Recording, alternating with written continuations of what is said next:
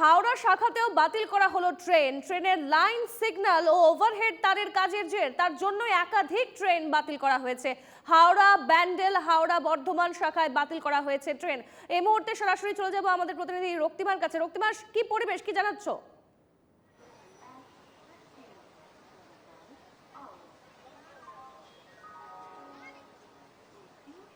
দেখো, রেলের তরফে যেটা জানানো হয়েছে সেটা আজকে সকাল 9:05 থেকে শুরু করে বিকেল 5:30 পর্যন্ত ট্রেন চলাচল কিন্তু সেক্ষেত্রে নিয়ন্ত্রিত থাকছে এবং মূলত 3টি লাইনে কাজ হচ্ছে। তোমাকে জানিয়ে রাখি, দেখো, রেলের তরফে যে বিজ্ঞপ্তি দেওয়া হয়েছে সেই বিজ্ঞপ্তিতে যেটা জানানো হয়েছে সেই বিজ্ঞপ্তি অনুযায়ী হাওড়া ব্যান্ডেল হাওড়া বর্ধমান এবং একই সঙ্গে খানা গুমানি শাখায় ট্রেন চলাচল কিন্তু ব্যাহত থাকছে।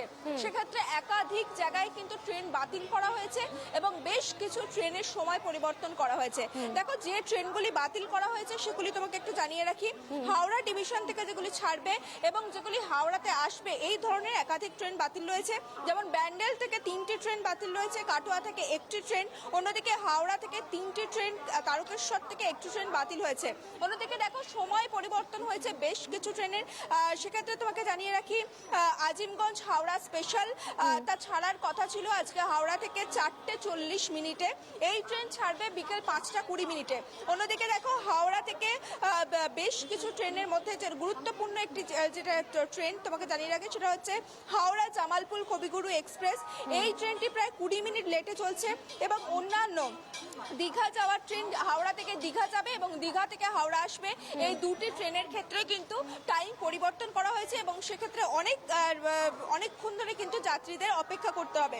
কারণ সেই সময় অনুযায়ী রেলের তরফে যেটা জানানো হয়েছে সেটা হচ্ছে হাওড়া দীঘা কান্ডারি এক্সপ্রেস হাওড়া থেকে ছাড়ার কথা ছিল 2:25 ছাড়বে সন্ধে 6:10।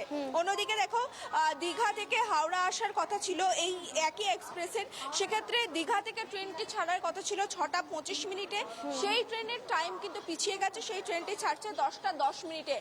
অর্থাৎ আজকে যেখানে শিয়ালদায় তুমি জানো যে এতদিন ধরে কাজ চলছিল এবং শিয়ালদায় যেখানে আজকে ট্রেন চলাচল মোটের ওপর স্বাভাবিক হলে বলা যায়, সেখানে আজকে থেকেই কিন্তু হাওড়ায় এই সমস্যা তৈরি হয়েছে এবং ছুটির দিনে তুমি জানো রবিবার এমনিতেই ট্রেন অনেক কম থাকে, সেই জায়গায় একাধিক ট্রেন ক্যান্সেল এবং বহু ট্রেনের সময় পরিবর্তন, এই সবকিছু মিলিয়েই কিন্তু যাত্রী দুর্ভোগ বেড়েছে হাওড়াতেও।